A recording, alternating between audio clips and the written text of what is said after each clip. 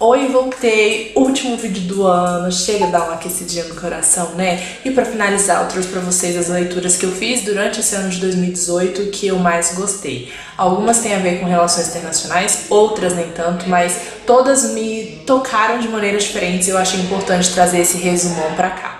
Então vamos lá! Todos os que eu vou citar aqui eu amo de maneiras diferentes, então não é um tópico de eu amo mais ou amo menos, todos aqui têm um lugar e um espacinho no meu coração. O primeiro livro é Fahrenheit 451, uma distopia, uma ficção científica escrita em 1953, mas que é totalmente atual.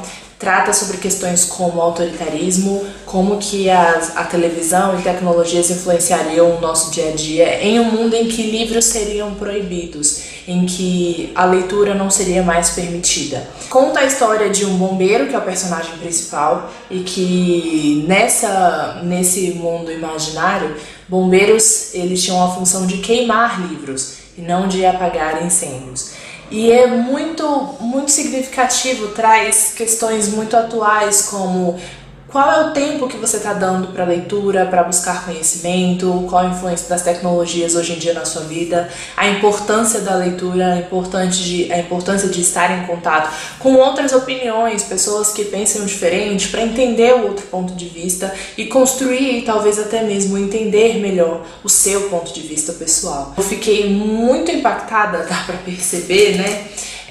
Que o fato de um livro ter sido escrito em 1953 relate tanto e sobre tantas questões que a gente discute nos dias de hoje. É um dos meus livros favoritos da vida, não só desse ano, eu recomendo para todo mundo, é daqueles que a gente tem que comprar e distribuir, dando de presente, porque tem questões muito atuais e que a gente realmente precisa discutir. O próximo livro é Persépolis, ele é escrito em quadrinhos, eu acho que assim torna mais fácil a compreensão, porque o tema central dele é falando sobre a Revolução Iraniana, em especial tendo como foco a mulher, como que ela era vista culturalmente, questões políticas, a inserção da mulher no meio social, o que podia ou não podia fazer, a história esqueci o nome dela, Marjane, que conta a história dela, mas traz questões que aconteceram de fato em relação à Revolução Iraniana e a forma como os quadrinhos são estruturados e como a história é contada facilita muito a compreensão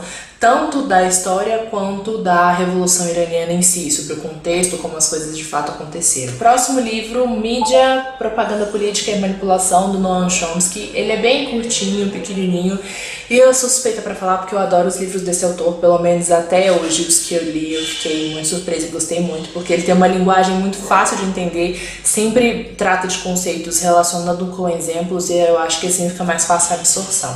Esse em específico, ele está aqui na listinha porque, mais uma vez, um tema extremamente atual. Ele dá exemplos mais voltados para os Estados Unidos, claro, mas são questões que eu acho que a gente também pode relacionar com o Brasil. Questão de fake news, como você recebe as informações que você assiste na televisão, vê na internet, a maneira como você reage a notícias falsas, se você compartilha, se você busca entender um pouco mais sobre o assunto, e a relevância que esse tema tem nos dias atuais em que a tecnologia tem tomado um grande espaço, não só no mundo no geral, mas também nas nossas vidas, o tempo que a gente passa relacionado com isso, tanto no celular, computador, que seja. É um livro muito interessante, curtinho, e como eu disse, ele escreve de uma maneira que eu acho que é fácil de entender e que nos leva a pensar um pouco mais sobre o nosso papel no meio dessa tecnologia toda e a maneira como a gente reage a essas informações. Tem um livro que eu não tenho ele em mãos, mas eu li no Kindle, mas eu sei que tem a opção para baixar em PDF gratuitamente, vou deixar aqui embaixo o link no box de informações, que se chama A Idade Decisiva dos 20 aos 30.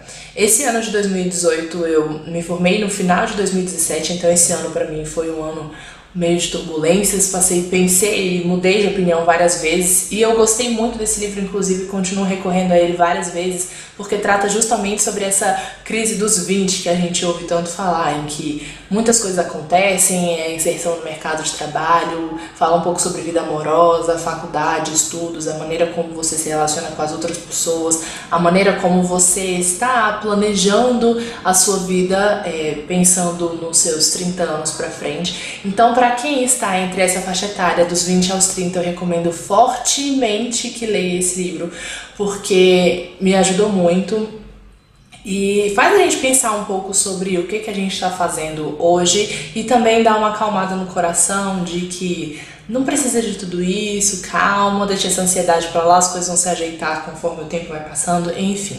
Recomendo muito a leitura e foi um dos meus livros favoritos desde 2018 e, se bobear, são os favoritos da minha vida. O próximo livro, Humano do Mundo, esse aqui não é uma história fictícia, é um relato de uma psicóloga que participou do Médicos Sem Fronteiras em diversos países diferentes. Eu gosto do livro porque a gente consegue entender um pouco mais sobre o Médicos Sem Fronteiras, sobre a organização, como que funciona, tem algumas informações mais teóricas e conceituais sobre o Médicos Sem Fronteiras em si.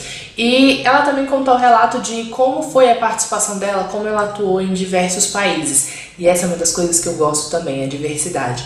Ela passou em vários países como Congo, Haiti e países que ela foi prestar ajuda por motivos diferentes, ou porque o país estava passando por uma guerra civil, conflito armado ou desastre natural. Então, além de toda essa questão, a gente também consegue entender um pouco mais sobre o país em si e, inclusive, situações que estão acontecendo até mesmo nos dias de hoje. Então, eu acredito que seja uma leitura muito importante para a gente se situar, entender um pouco mais sobre essa questão humanitária também, como essas organizações acabam atuando em situações de risco. No último, Os Bebês de Auschwitz, conta a história de 3 mulheres que estavam grávidas no período da Segunda Guerra Mundial e que foram para campos de concentração e passaram por várias coisas. São histórias independentes, mas que acabam se cruzando em algum momento, devido principalmente à perseguição a judeus, aos campos de concentração, fala um pouco das câmaras de gás, outras formas de torturas que eram usadas nessa época, na época da Segunda Guerra Mundial. E, gente, é um relato bem chocante, principalmente as páginas finais são bem impactantes.